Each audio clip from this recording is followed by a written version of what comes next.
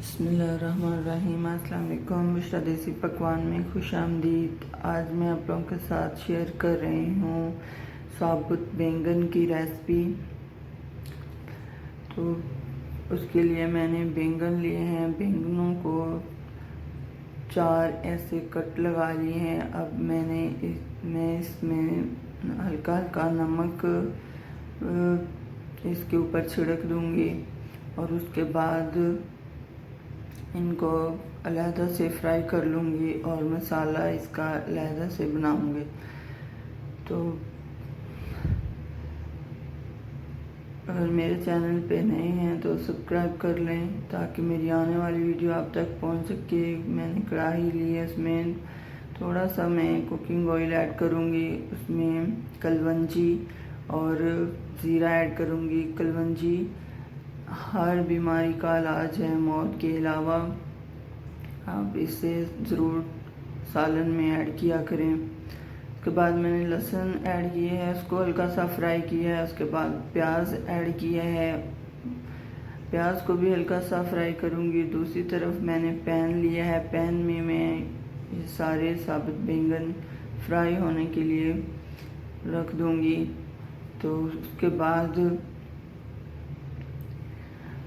मैंने प्याज में टमाटर का पेस्ट ऐड कर दिया है। 2 से 3 मैंने टमाटर लिए थे, उसका पेस्ट बना लिया था।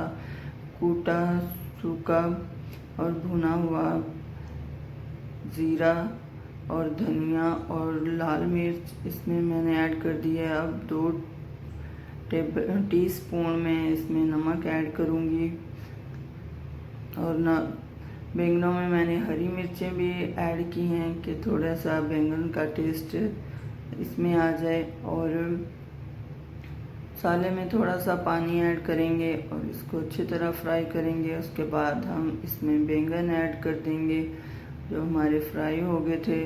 बहुत ही नरम हमारे बैंगन फ्राई हुए हैं। अब मैं इसमें और इसको मज़ीद नरम करने के लिए इसमें थोड़ा सा तकरीबन आधा गिलास इसमें पानी का ऐड करके इसको कवर करके 10 से 15 मिनट तक मैं इसको पकाऊंगी।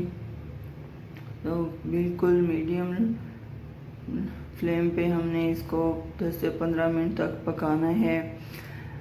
और उसके बाद मैंने इसमें कसूरी मेथी थोड़ी सी ऐड की है और हरी मिर्चें जो मैंने काट के रखी थी लंबी लंबी वो ऐड की हैं। इसको कवर करेंगे थोड़ी देर के लिए। फिर हमारा बैंगन साबुत बैंगन की रेसिपी तैयार है और बहुत टेस्टी और मज़ेदार। आप भी इसको ज़रूर ट्राई कीजिएगा। बहुत ये देखिए नरम हमारे बैंगन बने हैं। तो मेरी आज की रेसिपी आप लोगों को पसंद आई हो तो लाइक और शेयर और सब्सक्राइब ज़रूर कीजिएगा। अगली वीडियो तक इजाज़त।